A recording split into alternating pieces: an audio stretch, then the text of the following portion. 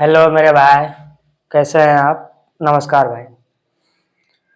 देखिए भाई, एमटीएस का एग्ज़ाम आ चुका है, एडमिट कार्ड उसका आ चुका है। इसीलिए हमको लगा कि चलो प्रैक्टिस सेट करवाते हैं, क्योंकि जो भी भाई हैं वो प्रैक्टिस नहीं करते हैं, वो सिर्फ सवाल को बना लेते हैं पर प्रैक्टिस नहीं करते हैं कि हाँ अलग अलग सवाल आता है, उस सवाल को कैसे हैंडल करना है उसे वो नहीं आता है। तो आप सवाल तो बहुत किए हैं पर अलग अलग चैप्टर से अलग अलग सवाल आप प्रैक्टिस नहीं करना चाहते, क्योंकि आपसे नहीं होता या फिर उसमें इंटरेस्ट आप लोग नहीं होते हैं। तो आपको करना नहीं है, ठीक है। हम यहाँ पे करेंगे, उसको आप देखिएगा कि हाँ कैसे प्रैक्टिस किया जाता है और कैसे सवालों को तुरंत पढ़ करके तुरंत उसका आंसर दिया जाता है, ठीक है। बस इतना ही करना है आपको। और आज आपके लिए लाए हैं प्रैक्टिस सेट, तो थोड़ा सा ध्यान से देखिएगा, ठीक है। कोई भी सवाल है, जो भी सवाल है वो सभी सवाल इंपॉर्टेंट है एग्जाम के व्यू से, तो आप देखिएगा कि हाँ कैसे सवाल को पढ़ करके तुरंत किया जाता है, ठीक। देखिए सबसे पहले पहला सवाल जो आपके सामने है वो सवाल ये है। देखिए आपके सामने कोई भी सवाल आया है तो उस सवाल को आप बहुत ही बारीकी से पढ़ें। आंसर भले ही आप दे दे तुरंत, पर सवाल को थोड़ा सा टाइम दे पढ़ने में, सवाल को समझे उसके बाद बनाए, ठीक। देखिए ये सवाल जो है कि जब कोई छात्र 28% अंक प्राप्त करता है तो वह 58 अंकों से असफल हो जाता है, लेकिन जब वह 41% अंक प्राप्त करता है तो वह 6 अंकों के साथ असफल हो जाता है। सफल का परसेंट क्या निकालना, ये आपसे पूछा है। सबसे पहले बात तो है कि ये सवाल है किस चैप्टर का, कुछ को ये भी नहीं पता होता है कि हाँ ये सवाल है किस चैप्टर का। आखिर भाई ये सवाल है परसेंटेज का, ठीक भाई। देखिए बोला क्या है कि जब कोई छात्र 28% अंक लाता है तो वो 58 अंकों से असफल होता है, जो कि फेल हो जाता है। लेकिन जब वो लाता है 41% तो वो फेल होता है मात्र 6 अंकों से। आप क्या कीजिए, पहले आप देखिए परसेंटेज में डिफरेंट है। 28% और यहाँ है 41%, इसके बीच में डिफरेंट कितना का है। 28 और 41 के बीच में डिफरेंट कितना का है, 13% का।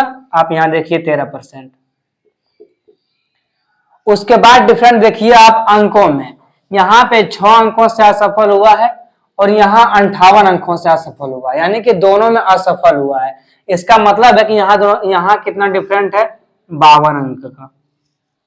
भाई यहाँ पर 58 अंकों से असफल हुआ और यहाँ पे 6 अंकों से असफल हुआ, इसका मतलब है कि उसने 52 नंबर लाया, 6 नंबर और लाते थे वो पास हो जाते हैं, ठीक भाई। इतना मतलब है उसका, इतना का मतलब है इतना। तो 1% कितना आ गया वैल्यू इसमें, 13 चौका 52। एक का मतलब कितना गया भाई, 4 नंबर। आपको निकालना, आपको आप 6 अंकों से भाई असफल हुए हैं, इस चीज को आप ध्यान से देखिए। आप लाए हैं 41%, ठीक, और आप 6 अंकों से असफल हुए तो आप इसी में 6 जोड़ दीजिए, ये आपको लाना है, ठीक। अब आप इस चीज को देखिए कि 13 का मतलब 52, तो 1 का मतलब 4। अगर 1 का मतलब 4 तो हमको लाना है 6। अगर आप 1 रुपया में खरीदते हैं 4 टॉफी तो आप 1.5 रुपया में खरीदिएगा 6 टॉफी। भाई थोड़ा सा दिमाग लगाइए और सोचिए कि अगर आप 1 रुपया में खरीदते हैं 4 टॉफी तो आप 1.5 रुपया में खरीदिएगा 6 टॉफी। उसी तरह अगर 1% का मतलब है 4 तो 1.5% कितना होगा भाई, 6, ठीक भाई। अब देखिए आप लाए हैं कितना, 41%, प्लस में 6 का मतलब कितना है, 1.5%। आप यहां लिखिए 1.5%, कितना हो गया, 41 और 1 42.5%। कौन सा आंसर है भाई, यहाँ पर ये वाला आंसर होगा 42.5%। आपके सामने कौन सा आंसर है, डी नंबर, ठीक। देखिए आप तो सवाल पहले भी बना सकते थे, ऑप्शन सही कर सकते थे। कैसे, देखिए अगर आपको पता होना चाहिए कि जब वो 41% अंक ला रहा है तो वो फेल हो रहा है, इसका मतलब है कि 40 तो वो कभी नहीं आएगा। ऑप्शन में भाई 40 कभी नहीं आएगा, क्योंकि जब वो 41 अंक परसेंट ला करके फेल हो रहा है तो वो 40 का सवाल नहीं आता। यहां से एक खत्म। दूसरा पर आइए 43 पर। आप देख रहे हैं कि 41% अंक लाने के बाद मात्र कितना, 6 अंकों से वो असफल हुआ है। भाई जब वो लाता है 41% तो वो मात्र 6 अंकों से असफल होता है, इसका मतलब है कि 41 से थोड़ा सा ज्यादा, क्या भाई 41 से थोड़ा सा ज्यादा, उससे ज्यादा क्या है भाई, उससे ज्यादा मतलब कि थोड़ा सा, तो ये जो 43 है ये बहुत ज्यादा है, तो ये तो नहीं होगा, सबसे पहले आप इसको हटा दीजिए। अब आपके सामने बचा है दो ऑप्शन, अगर आप इस दो ऑप्शन में तुक्का भी मारते हैं ना भाई, तो 50% उम्मीद है कि आपका एक ना एक सही हो जाएगा। अगर आप इस दो ऑप्शन को हटाने के बाद इस पर तुक्का भी मारते हैं, तो आप यकीन कीजिए कि आपका 50% चांस है कि ये सही एक सही हो जाएगा। अब आपको इसमें बहुत कम डिफरेंट है, तो ये आपको देखना पड़ेगा। अब आप क्या किए कि 13 का मतलब 52, 1 का मतलब 4, तो 1.5 का मतलब कितना हो गया 6, 41% ला करके ये फेल हो रहा है। आप इस 1.5% को यहाँ पे जोड़ दीजिए, 41 प्लस 1.5 कितना हो गया 42.5%। कौन सा आंसर है, डी नंबर। सवाल में हम ज्यादा समय नहीं देंगे, आगे बढ़ेंगे, ठीक भाई। चलिए भाई अगला सवाल आपके सामने ये है, इसे देखिए क्या बोलता है कि 3, 4, 9 के चौथे अनुपातिक और 2, 58 का मध्य अनुपातिक क्या है। आप अगर इस सवाल को देख रहे हैं तो ये सवाल है रेशियो का। रेशियो में चौथा अनुपातिक का मतलब होता है बी इंटू सी बटे, और मध्य अनुपातिक का मतलब होता है अंडर रूट ए गुना बी, ठीक है। चौथा अनुपातिक निकालना है तो आपको ये यहाँ होता है बी इंटू सी बटे, अब मध्य अनुपातिक अंडर रूट ए बी। अगर आपको समझ में नहीं आ रहा है तो आपका प्रॉब्लम है, क्योंकि आप रेशियो सही से नहीं पढ़े हैं, ठीक है। तो आपसे प्रैक्टिस करने में बहुत दिक्कत होगा, क्योंकि प्रैक्टिस बेस में हम पूरे लेकर के नहीं चल सकते हैं। आपको थोड़ा बताएंगे कि हाँ ये होता है, उसको आपको खुद से हैंडल करना पड़ेगा। पर इतना बात समझिए आप कि मध्य अगर चौथा अनुपातिक निकालना है तो बी इंटू सी बटे, और मध्य निकालना है तो अंडर रूट ए और बी होता है, ठीक है। और नहीं समझ में आ रहा है भाई तो रेशियो जब कराएंगे तो उसमें अच्छे से बताएंगे, वो आप ध्यान दीजिएगा, ठीक। फिलहाल आप यहाँ पे समझिए b इंटू सी, आप b को यहाँ देखें, b मेरा 4, c कितना 9, तो 4 गुना 9 बटे में a कितना है भाई 3, दोनों के बीच में अनुपात लगाइए। चौथा मध्य अनुपात क्या होता है under root a into B, A यहाँ पर कितना है ये देखिए 2, b कितना है 98, यहाँ रखिए 98, यहां से कटिए 3 तिया 9, 4 तिया 12, अनुपात यहाँ देखिए, इसका मतलब कितना होता है, गुना कीजिएगा 196, इसका कितना होता है अंडर रूट 14, ठीक भाई। इसका कितना होता है अंडर रूट 14, यहां से काटिए आप, 2 छक 14, 2 सती 2 छक 12, 2 सती 14, कितना आंसर आ गया 6:7। कौन सा आंसर है भाई, ए नंबर। 2 सेकंड में सवाल का जवाब देना है, इससे ज्यादा समय नहीं लेना है, आगे बढ़िए, ठीक भाई। भाई अगला सवाल ये रहा आपके सामने, देखिए थीटा का मान ज्ञात करें यदि 3 cos theta plus 4 sin theta minus 4 root 3 बराबर 0 है, जहां थीटा एक न्यून कोण है। आपको थीटा का मान निकालना। ये सवाल का क्या चीज का है, त्रिकोणमिति का। ये सवाल को त्रिकोणमिति में जो हम क्लास कराए हैं आपको, देखिएगा उस पर क्लास रखा हुआ है, उसमें बहुत अच्छे तरीके से बताए हैं कि हाँ थीटा का मान रख करके डिग्री से कैसे आप आसानी से निकाल सकते हैं, ठीक है। तो आप अगर ये करते हैं तो कीजिए इसको, और अगर आप चाहते हैं वीडियो देखें सही से तो मैं वीडियो पढ़ा हुआ है, उसमें आप देखिएगा, उसमें बहुत अच्छे से बताए हैं कि कैसे थीटा का मान रख करके तुरंत किया जा सकता है, ठीक है। फिलहाल आप आगे बढ़िए, देखिए आपको मान निकालना है इसमें थीटा का।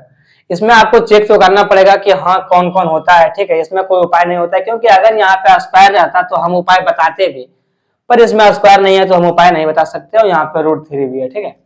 आप यहाँ देखिए पहले 30 डिग्री है, आप 30 का मान रखिए, आपको चेक करना ही पड़ेगा। अगर आप यहाँ पे 30 रखते हैं तो कोस 30 का मान होता है भाई साइन 30 का मान होता है 1/2, तो कोस का मान कितना होगा 2, 2 गुना 3 कितना हो जाएगा 6। भाई लिखना मत प्लीज, एक रिक्वेस्ट है भाई, लिखना मत, अगर लिखिएगा तो फंस जाइएगा, ठीक भाई। आप अगर 30 मान रखते हैं कोसेक 30 का मान, तो कोसेक 30 का मान होता है 2, ठीक। 2 इंटू 2 गुना 3 कितना हो जाएगा 6 प्लस 4, साइन 30 का मान होता है 1/2, तो 4/2, तो कितना कट के आएगा 2, भाई 4 गुना 1/2 काटिए तो कितना होगा 2, तो इसका वाला डायरेक्ट लिखिए ना 2 माइनस 4 रूट 3, भाई इसमें बात बनेगा नहीं। 6 2 8, 8 में से गया 4, तो 4 रूट 3 आएगा, यहाँ पे आंसर है कितना 0, आपको लाना है 0, इस पर बात नहीं बना, इसे हटाइए आप। आगे देखिए बी नंबर 60, अगर आप 60 का मान रखते हैं कोसेक थीटा में, तो आप देख रहे हैं कि साइन थीटा का मान होता है रूट 3/2, तो कोसेक का मान क्या होगा 2/√3, 3 गुना 2/√3 प्लस 4, 4 गुना साइन 60 का मान कितना होता है, √3/2 -4√3। ठीक, आप यहां देखिए 3 दूना 6√3 प्लस 4√3/2 -4√3। ठीक, आपको ये देखना है, ये होता है 4√3, यहां पे देखिए इसको। ठीक है, अब आप यहाँ पे कीजिए क्या, एलसीएम लीजिए। अगर आप एलसीएम लेते हैं तो √3 गुना 2, ये आपका एलसीएम हो, यहाँ बटे में 1 दीजिए।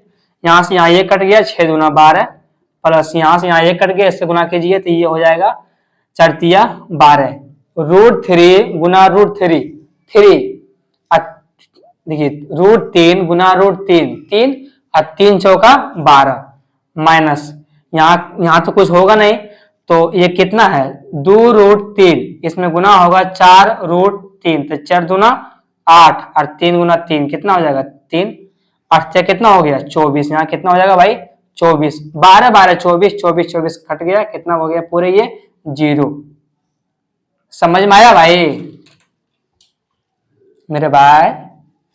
नहीं समझ में आया? देखिए एलसीएम लिया इसका, सबसे पहले आपके सामने ये है, इसका एलसीएम लिए, इसका एलसीएम लेके ये लाए, यहाँ से यहाँ ये खत्म, गुना कीजिए 6 दूना 12, यहाँ से यहाँ ये खत्म, गुना कीजिए 4 दूना 4 12, यहाँ से यहाँ ये खत्म। देखिए आपके सामने 2√3 गुना 4√3 है।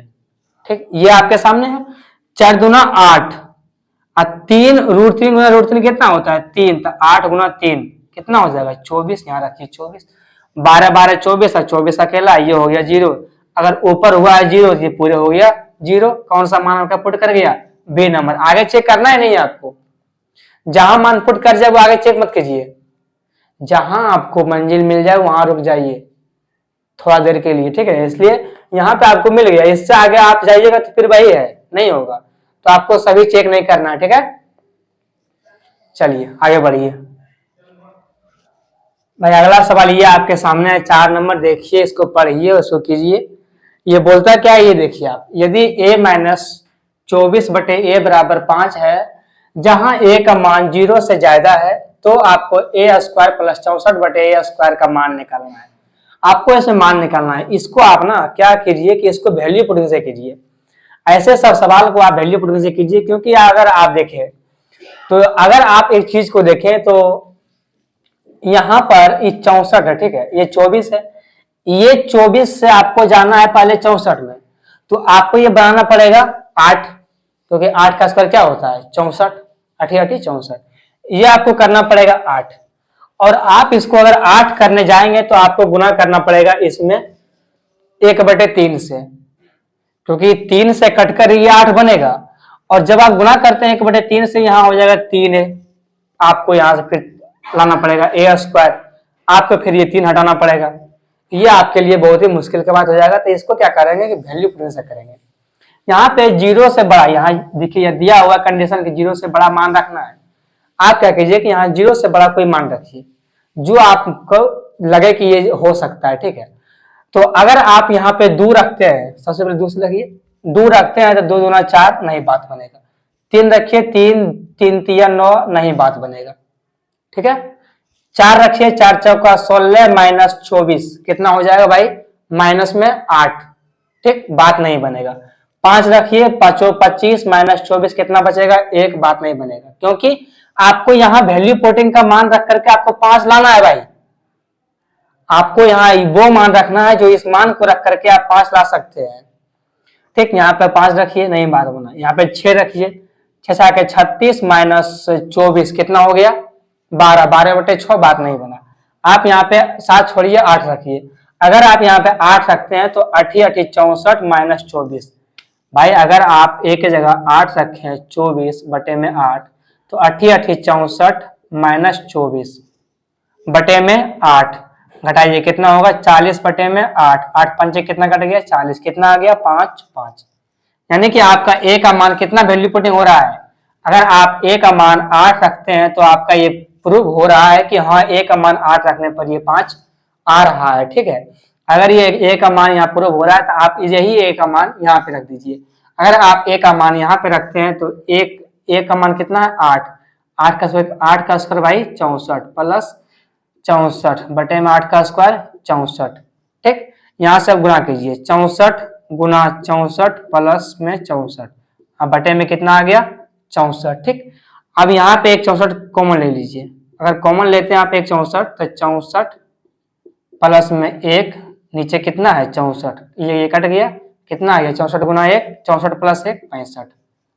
आपका कौन सा आंसर है भाई, सी नंबर।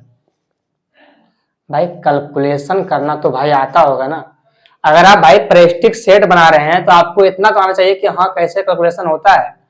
आप यहाँ पे 64 को 64 रखिए, आप इसको गुना करके इसको जोड़िएगा फिर काटिएगा, तो ये क्या मतलब है भाई, ये मतलब होता क्या है आपका। आप क्या कीजिए कि यहाँ से 64 को एक कॉमन लीजिए, आप जब यहाँ पे कॉमन है तो यहाँ पे दो 64 है, एक बचेगा, यहाँ से कॉमन हो गया तो यहाँ पर एक बच जाएगा, नीचे भी 64 है, ये कट गया, बचा गया 64 प्लस से कितना हो गया 65। आंसर आपका सी। आपको गुना भाग करके नहीं करना है, थोड़ा सा माइंड को लगाना है और बस कर लेना है। ठीक है, आगे बढ़िए भाई। अगला सवाल आपके सामने 5 नंबर है, इसे देखिए और कीजिए ये सवाल आखिर बोलता क्या है और करना क्या चाहता है। ठीक है, ये पूछता क्या इस चीज को आप देखें, अगर आप इसको पढ़ें ध्यान से तो क्या बोलता है कि एक व्यक्ति 8% की हानि पर एक सामान बेचता है, एक व्यक्ति 8% की हानि पर एक सामान को बेचता है, यदि उसने इसे 10.5% के लाभ पर बेचा होता तो 92.50 रुपया अधिक मिलते हैं। अगर उसने 10.50 रुपये अधिक मतलब 10.5% के लाभ पर बेचा होता तो उसे 92.50% रुपया अधिक मिलता। 12% का लाभ प्राप्त करने के लिए उसे किस मूल्य पर बेचना होगा। ठीक भाई, अगर वो 8% के हानि पर सामान बेचता है तो ठीक है, या फिर उसने 10.5% के लाभ पर सामान बेचा होता तो उसको इतना रुपया अधिक मिलता। अब उसको कमाना है लाभ 12%, तब अब सामान को कितना वो बेचना, किस मूल्य पर बेचेगा। ठीक, आप अगर देखें 8% की हानि पर और 10.5% के लाभ पर, हानि और लाभ के बीच में डिफरेंस कितना का है 18% का। अगर आपको करना आता है तो आप यहाँ पॉइंट समझिए, देखिए आपके सामने ये पॉइंट है, आप इस पॉइंट पर 0 कमाते हैं। ठीक है, आप इस पॉइंट पर 0 है, इधर से अगर आपको हानि होता है 8 का तो ये इधर आएगा -8%, अगर आपको लाभ हुआ तो इधर जाएगा 10.5%। तो अगर आप ध्यान से देखें, अगर आपको देखना आता है तो इसके और इसके बीच में डिफरेंस कितना का है भाई 18% का। आप अगर 100 रुपया का सामान खरीदे और आपको 20 रुपया का घाटा हो रहा है तो आप 20 रुपया माइनस में चले गए। अगर आपको 20 रुपया का फायदा हो रहा है तो आप 20 में चले गए प्लस में, यानी कि आपका टोटल मूल्य होता है 100 रुपया, 100 में आप 20 गए हानि और 20 जब जाएंगे लाभ, तो दोनों के बीच में डिफरेंस कितना का है 80 और 120 में 40 का। वही हाल यहाँ पे है, आप 8% की हानि हुआ है तो ये इधर आएगा, यहाँ पे लाभ हुआ है तो ये उधर जाएगा। तो आप देखें तो इन दोनों के बीच में डिफरेंस कितना का है भाई 8 और 10 का 18.5%। ठीक है, तो भाई लाभ और हानि के बीच में कितना का डिफरेंस है 18.5% का। और यहाँ कितना का डिफरेंट है 92.50 रुपया का। ठीक है, यहाँ कितना का है 92.50 रुपया का। इसे जब आप काटिएगा तो 1% का वैल्यू आएगा 5। 18×5 = 90, सबसे पहले यहाँ देखिए 18×5 = 5 है तो ये अढ़ाई है, ये कट जाएगा। ठीक भाई, ये 5 है तो ये अढ़ाई है तो ये कट जाएगा। ठीक, तो 18×5 = 90, तो ये कितना 18.5, यहाँ 92.5, इससे काटिएगा तो कितना आएगा 5। 1 का मतलब आया 5%। आपको लाभ कमाना है 12%, आपका पूरा होता कितना है 100, आपको 100 से पार कमाना है, यानी कि 112 कमाना है। तो आपको यहाँ लिखिएगा 112% का आपको लाभ कमाना है, तो 5 इसमें गुना कीजिएगा आप 112%। ठीक, इसमें गुना कीजिएगा आप 112%।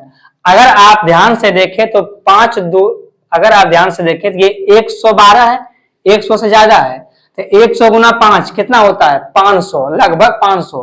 500 से कौन आ रहा है 1 नंबर में आंसर आ रहा है। ये सब तो आपके सामने होगा ही नहीं, क्योंकि यहाँ पे 112 है, 112 से जब गुना करेंगे हम 5 में तो ये 120, ये 200, ये दो तो नहीं आने वाला है, बच गया 4 और 5। आप देखें तो ये 100 से पार है, अगर ये 100 से पार है तो गुना करेंगे 5 से, तो ये जाहिर सी बात है कि 500 से ज्यादा ही आएगा। तो आपके सामने कौन सा आंसर है? ए नंबर। हम आपको एक ही बात कहते हैं कि कैलकुलेशन थोड़ा सा कम कीजिएगा, ठीक है। आप गुना पर विश्वास कम रखिए ना, आप डायरेक्ट को थोड़ा सा अपने देखिए, विश्वास रखिए इस पर कि हाँ ये आंसर होगा। आप गुना थोड़ा कम कीजिए, आपका टाइम ऑटोमेटिक बच जाएगा। ठीक भाई, आगे बढ़िए। भाई अगला सवाल आपके सामने ये है 6 नंबर। देखिए क्या बोलता है कि दिए गए चित्र में आपसे एंगल बी ए सी का मान निकालना है। आपको एंगल बी ए सी का मान निकालना है। आप यहाँ पे ए बी ए सी, आपको बी ए सी का मान निकालना है। तो आप क्या कीजिए कि बी यहां रखिए, B A C, A B C D, ठीक है। आपको एंगल बी ए सी, आपको एक्स यानी कि इस एंगल का मान निकालना है, और इस एंगल का मान कितना दिया हुआ है? एक्स, यानी कि आपको एक्स ही निकालना है।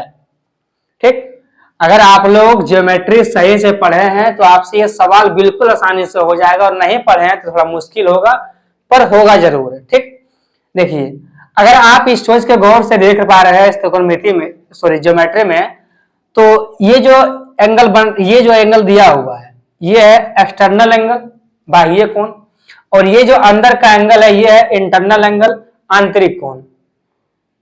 अगर भाई समझ में आ रहा है तो सही बात है, नहीं तो मेरा ज्योमेट्री का क्लास आपके पास है, उसको आप देखिए और वहां समझिए। ठीक, नहीं तो यहां समझिए आप। अगर आप देख पा रहे हैं तो इस त्रिभुज में ये वाला जो एंगल है इसको बोलते हैं एक्सटर्नल एंगल, बाह्य कोण। ये जो एंगल है ये है इंटरनल एंगल, आंतरिक कोण। ठीक, नियम क्या कहता है कि दो आंतरिक कोणों के योग बराबर बाह्य कोण होता है। दो आंतरिक कोण कौन है? एक 3x और एक 2x, इन दोनों के जोड़ के ये बराबर होता है x और 2x। कितना हो गया? 3x बराबर कितना हो जाएगा? 126। काटिए, x कौन कितना है? 3 चौका 12, 3 दूना 6, कितना आ गया? 42 डिग्री। कौन सा आंसर भाई? D number. तो अगर आपको नियम आता है, ये सवाल कुछ है ही नहीं, और नियम नहीं आता है भाई, तो ये आपके लिए दिक्कत है। ठीक भाई, देखिए दो आंतरिक कोण के बराबर एक बाह्य कोण होता है, बस इतना सा बात समझिए। दो आंतरिक कोण आपके सामने x और 2x है, इसको जोड़ दिए, बराबर कितना लिखे? 126, काट दिए, कितना गया? 42 डिग्री। आपके सामने कौन सा आंसर है? D number. आगे बढ़े भाई, चलिए आगे बढ़िए। भाई अगला सवाल आपके सामने 7 नंबर है। इस सवाल को देखिए और कीजिए ये सवाल क्या कहना चाहता है। ठीक भाई, आपके सामने सवाल है, लिखा हुआ है। अगर आपको अच्छे से दिख रहा है तो आप इसे पढ़कर सवाल को कर सकते हैं। देखिए क्या बोल रहा है कि एक व्यापारी अपने माल को लागत मूल्य से 40% अधिक अंकित करता है। देखिए सबसे पहले बात समझिए कि वो अधिक अंकित करता है कितना? 40%। इसका मतलब है कि अगर वो माल खरीदा है 100 रुपया में, वो अधिक अंकित कर रहा है कितना? 40%, यानी कि वो बेच रहा है माल को 140 रुपया में। ठीक, ये बात समझिए आप। वह अंकित मूल्य पर 70% सामान बेचता है। उसका जो अंकित मूल्य है उतना पर वो सामान बेचता है 70%, और शेष माल को अंकित मूल्य पर 40% छूट देकर बेचता है। उसका लाभ परसेंट क्या है? देखिए सबसे पहले आप समझिए माल को, देखिए क्वांटिटी आप समझिए। ठीक है, आर्टिकल्स, ये क्या बोलते हैं भाई? आर्टिकल्स ए से करते हैं, इसका मान होता है माल। ठीक है, 70% माल सामान बेचता है। कितना बेचता है भाई? 70%। तो उसके पास सामान कितना बच गया? 30%। भाई एक बात समझिए आप लोग कि पूरे माल होता है 100%, 100% में उसने बेच दिया 70%, बाकी जो बचा वो कितना बचा? 30%। आगे बढ़िए, 70% जो माल है देखिए वह अंकित मूल्य पर बेचता है 70%, यानी कि वो 40% पर बेचता है 70%। यहां रखिए अब 40%, क्योंकि जो अधिक मान अंकित किया है उस पर वो बेच रहा है माल को 70%। आगे बढ़िए, और शेष माल को, जो शेष बचा है 30% माल, उसको वो अंकित मूल्य पर 40% छूट देकर बेचता है। यानी कि इसने जो अंकित किया था ये 40% अधिक अंकित किया है, इस 40% में इसने क्या किया, 40% का भी छूट दे दिया। जो इसने माल को अंकित किया उसमें से भी ये छूट दे दिया, देखिए ये अंकित किया है 40%, इसमें भी ये छूट दिया कितना, 40% का। यहां से यहाँ ये, यहां से यहाँ ये, चार चौका कितना आ गया, 16%। आप यहाँ रखिए माइनस में 16%, क्योंकि इसने 16% छूट दिया है। अगर ये छूट दिया है तो ये किस में होगा भाई, माइनस में होगा, ठीक है, क्योंकि ये छूट दिया है माइनस में। तो उसका लाभ परसेंट ज्ञात किया, उसका नेट प्रॉफिट आपको निकालना है, नेट परसेंट आपको ज्ञात करना है, नेट प्रॉफिट परसेंट। उसके लिए क्या करना पड़ेगा, आपको लगाना पड़ेगा इसमें नियम 60। देखिए 70% माल बेचता है 40% अंकित मूल्य पर, तो आपको 70% गुना करना पड़ेगा 40% में, क्योंकि 70% जो माल है वो बेचता है 40% के मूल्य पर, गुना करना पड़ेगा। माइनस दीजिए आप, शेष माल जो बचा 30%, वो कितना बेचा, 16% में, तो 30 गुना में 16। टोटल माल कितना है, 70 और 3 कितना होता है, 100%। कितना हो गया भाई, 100%। टोटल जो मेरा माल है वो कितना है, 70% और 30%। मेरा बात नहीं समझे आप लोग, 70% माल वो बेचता है 40% के हिसाब से, तो 17 गुना 40, जितना समय बेचा उतना में। अगर आप 10 रुपया में बेचते हैं 4 टॉफी, तो 10 चौका 40 गुना करते हैं ना, वैसे यहाँ गुना करना है, गुना किए। जो बचा है शेष वो माइनस लिखे, शेष ये मत समझिएगा ये माइनस के लिए हम ये माइनस लिख दिए, ये माइनस बस इतना दिखाता है कि हाँ ये छोड़ दिया है। मेरा जो शेष माल बचा है उसमें हम माइनस दिए हैं, ठीक है। 30% माल वो बेचता है 16% पर, तो 30 गुना 16 छोड़ देकर बेचता है, बटे में टोटल माल कितना है, 70 और 30 कितना हो गया भाई, 100%, ठीक। पूरा कितना हो गया, 100%। अब आप यहां से देखिए 7 गुना 4 कीजिए, 7 चौका 28, यानी कि 2800 माइनस 16 48, गुना करना आता है। यहाँ देखिए 7 गुना 4, यहां लिखते हैं भाई इसको मिटा दें, मिटा देते हैं इसको, ठीक है। 7 गुना 4 कितना हो गया, 2800 माइनस में 16 48, 480 बटे में कितना, 100। घटाइए आप, 0 में से 8 गया, यानी कि 10 में से 8 गया 2, और यहाँ कितना बचा भाई, 27 में गया 4, कितना हो गया 23, बटे में कितना 100। इससे ये खत्म, यहां से जब आएगा तो यह होगा 23.2%। कौन सा आंसर है भाई, आपके सामने बी नंबर कितना है, 23.2%। यहां से क्या किए कि 7 चौका 2800 माइनस 448, घटाना आता है ना भाई, घटा के देख लीजिएगा, ये 2320 आ रहा है। जब आप भाग देते हैं 2320 में 100 से, तो इससे ये कट जाएगा, बचेगा 1 0, तो 1 अंक के बाद पॉइंट बैठेगा, 23.2%। कौन सा आंसर भाई, बी नंबर। भाई ज्यादा समय मत दीजिए, समय आपके पास नहीं है, ठीक है, आगे बढ़िए। भाई अगला सवाल आपके सामने ये है 8 नंबर, इसे देखिए और कीजिए। ये सवाल क्या कहता है, ये सवाल है नंबर सिस्टम का, ठीक है भाई। ये सवाल किस चीज का है, नंबर सिस्टम का। जब संख्या n को 5 से विभाजित किया जाता है तो शेष 2 प्राप्त होता है। यदि 7n को 5 से भाग दिया जाए तो शेषफल क्या प्राप्त होगा। इसका कहने का मतलब है जब आप कोई संख्या को भाग देते हैं तो शेषफल, जब आप कोई संख्या को 5 से भाग देते हैं, वो संख्या क्या है ये पता नहीं है, ठीक है, संख्या क्या है वो पता नहीं है, बस आपको इतना बताया है कि जब आप संख्या को भाग देते हैं कोई संख्या को 5 से तो शेषफल आता है 2। जब आप उसी संख्या के 7 गुने को 5 से भाग देंगे तब संख्या क्या आएगा। देखिए अगर आप कोई अनजान संख्या, आपके सामने कोई संख्या नाम दिया हुआ है नहीं, अगर आप किसी संख्या n को भाग देते हैं 5 से तो आपके सामने जो शेषफल आता है वो आता है 2। इस बात को आप भाई आप समझिए, ठीक है, 2 आता है। लेकिन बाद में क्या बोला है कि जब आप इसी n को 7n गुना 7n कर दें, यानी कि अब n नहीं आप 7n कर दें, यहाँ पे रख दीजिए स्मॉल n, आप यहाँ अगर 7n कर दें, अब आप अगर भाग दें 5 से तब शेषफल क्या आएगा, तब शेषफल क्या आएगा। देखिए इसका सिंपल सा मतलब है कि अगर इस सवाल ने इस n को 7 गुना किया है तो जो मेरा शेष पहले वाला है उसको भी हम 7 गुना करके लिखेंगे, ठीक भाई। अगर इस सवाल में ऐसा सवाल आपके सामने कभी भी आता है, इस बात को आप समझिएगा कि अगर तूने 7 गुना किया है तो मैं भी इसका 7 गुना करूंगा। ठीक है, एकदम चलना है अपोजिट में। अगर तुमने किया है तो हम भी करेंगे। वैसे अगर इसने 7 गुना किया है तो आप भी इस 2 को 7 गुना कीजिए। कितना हो गया? 2 सती 14, और आप इस 14 को 5 से भाग दे दीजिए, क्योंकि भाई 5 से भाग देने में 5 से भाग दीजिए 14। अब 5 से भाग दे करके 14 शेष तो आएगा नहीं, तो आप इसको फिर से भाग दे दीजिए।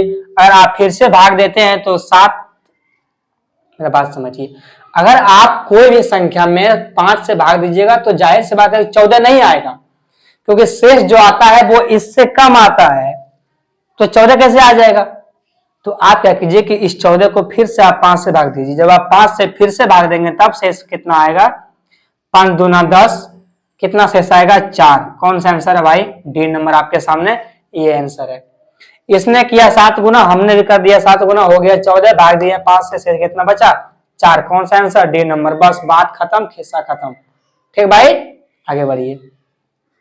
भाई आपके सामने ये सवाल है 8 नंबर, इससे देखिए आप कि क्या बोलता है कि P का वह न्यूनतम मान ज्ञात करें ताकि इतना से विभाजित हो जाए। भाई एक बात देख रहे हैं आप, ये सवाल बहुत सा, ये सवाल अभी इतना प्रचलित है, इतना फेमस है कि ये हर एग्जाम में आ जाता है। इस सवाल को भाई ध्यान से कीजिएगा, और अगर आपको विभाज्यता का नियम नहीं पता है तो हम विभाज्यता का नियम पढ़ाए हैं, उसको आप देखिए और उसमें जाकर देखिए कि हाँ कैसे कौन सा मान कैसे कटता है। ठीक है, सबसे पहले बात तो यहाँ देखिए, आपको न्यूनतम मान निकालना है। दूसरा बात कि आपको 8 से विभाजित होना चाहिए। 8 से कटने का मतलब है कि लास्ट का 3 अंक 8 से कटना चाहिए। यहाँ पे 3 अंक में आपको ये इस P की जगह पर क्या रखें कि कट जाए? P की जगह रखना है न्यूनतम मान, सबसे छोटा मान। अगर आप ऑप्शन में देखें तो सबसे छोटा मान 1 है। आप 1 को रखिए P की जगह पर। अगर आप 1 को रखते हैं P की जगह पर तो होता है 1 4 8। अगर आप इसको 8 से भाग देते हैं तो ये 8 एका 8, 6 8, 8 6 48, ये भाग नहीं लगता है। ठीक है, तो यहाँ पर 1 तो संभव नहीं हुआ। 1 से क्या आता है? 2। आप जाइए 2 पर। अगर 2 का यहाँ मान रखते हैं आप तो 2 4 8, इसको भाग दीजिए 8 से, 8 या 24, 8 एका 8, कट गया 31 बार में, यानी कि 2 ही इसका आंसर होगा। हमें न्यूनतम पूछा है तो न्यूनतम शुरू होता है 0 से, पर 0 इसमें है नहीं, तो कहां शुरू करेंगे? 1 से। अंक होता है 0 से लेकर के 9 तक। न्यूनतम पूछा है, न्यूनतम मेरा शुरू होता है 0 से, 0 है नहीं, हमने शुरू किया 1 से। 1 यहाँ मान रखा, नहीं कटा। 2 रखे तो 2 से कट गया। कौन सा आंसर होगा? 2 ए नंबर का। आपको आगे चेक करने की जरूरत नहीं है भाई। ठीक, आगे बढ़िए भाई। अगला सवाल आपके सामने 10 नंबर है, इससे देखिए और कीजिए ये सवाल कहना क्या है और करना क्या है। ये सामने आपको दिया है, इसका मान निकालना, इसको आप सॉल्व करना है। ये कुछ बोल ही नहीं रहा है, ये कुछ नहीं बोल रहा है, ये सिर्फ आपको आपसे करवाएगा। ये बोलेगा नहीं, आपसे बोलवाएगा भाई। ठीक भाई, देखिए आपको इसका मान निकालना है। इसका मान निकालने का सिंपल सा फॉर्मूला है कि जो सबसे छोटा है उसको आप 1 मान लीजिए, बस। और कोई नियम नहीं, बस ये समझिए कि ये इसमें जो सबसे छोटा है उसको आप 1 मान लीजिए। भाई सबसे छोटा इसमें क्या है? 2017, इसको आप 1 मानिए। अगर आप इसको 1 मानते हैं तो आप यहां समझिए, 2017 को अगर आप 1 माने हैं तो ये कितना है? 2018, ये कितना हो जाएगा? 2, 2 का स्क्वायर। इसको आप 1 माने हैं तो 1 का स्क्वायर प्लस ये है भाई 2019। 17 से बढ़िए आप, 17 18 19, 3 साल, इसे आप 3 मानिए, इसका स्क्वायर माइनस में 2। 2 का स्क्वायर कितना होता है भाई? 4।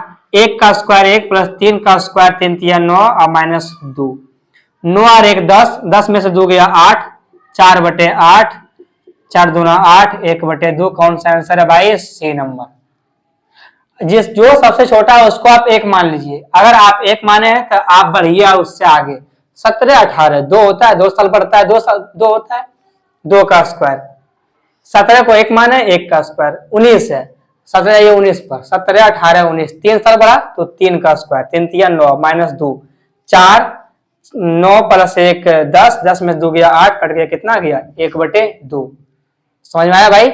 चलिए आगे चलिए।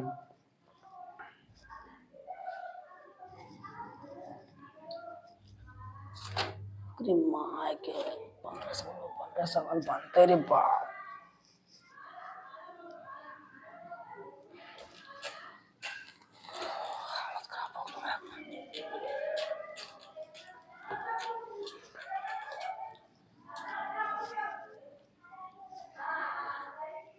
तो भाई आज यहीं तक 10 सवाल तक ही।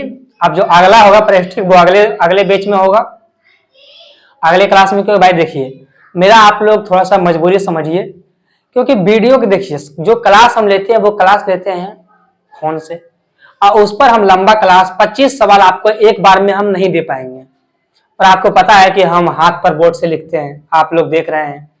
तो भाई वो हाथ से बोर्ड पर लिख करके 25 सवाल आपको हम प्रोवाइड नहीं करा पाएंगे, इसके लिए सॉरी। लेकिन आपको 10-10 सवाल ये हर क्लास में देंगे। तो आप सोचिए क्या, अगर आपका जब तक एग्जाम होगा तब तक हम कम से कम 500 सवाल तो कर चुके होंगे। ठीक, तो भाई हम आपसे कुछ नहीं झूठ बोल रहे हैं, बस 10 सवाल हर क्लास में देंगे। आप 10 सवाल को देखिए, वही 10 सवाल में से अगर आपका एक सवाल भी आ गया तो आपके लिए बहुत इंपॉर्टेंट है। ठीक भाई, अगर हम 10-10 सवाल करके आपको जब तक आपका एग्जाम होता है तब तक प्रैक्टिस करेंगे, 400-500 सवाल तो हो ही जाएंगे ना। उसी सवाल वही सवाल में से आपको 25 में 25 आ सकता है, कोई बड़ी बात नहीं है भाई। ठीक भाई, तो भाई आज तक यही। आप जो आगे का क्लास होगा प्रेस्टिज बैच वो आगे चलेगा। तब तक के लिए बाय बाय।